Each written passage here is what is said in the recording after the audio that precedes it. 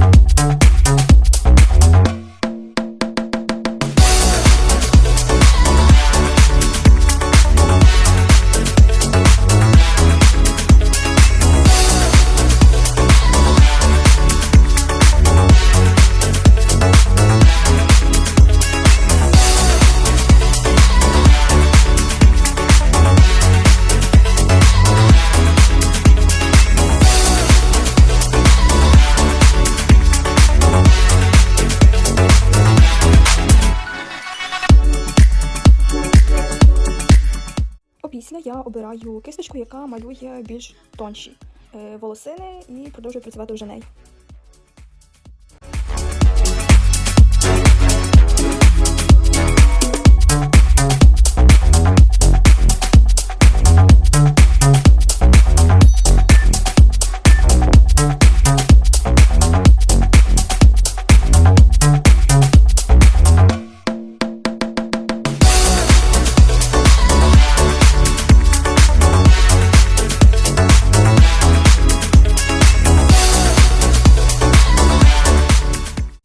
Далі я створюю новий шар та обираю уже світліший відтінок волосся.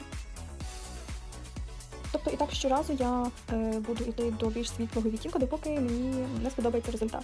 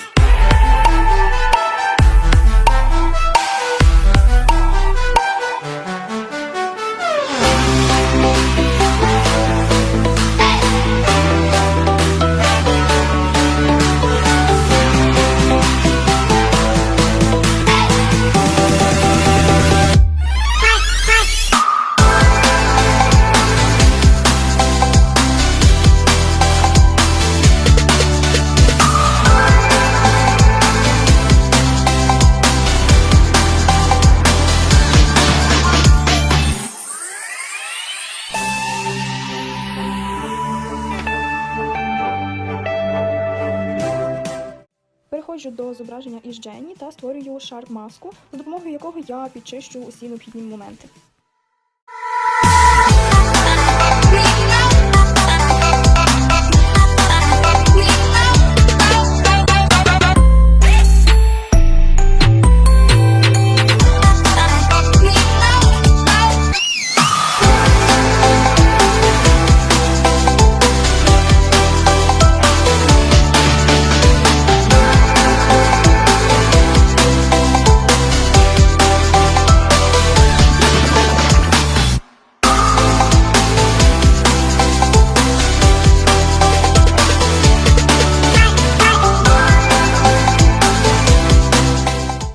Те ж саме я роблю із групою з уже промальованим волоссям.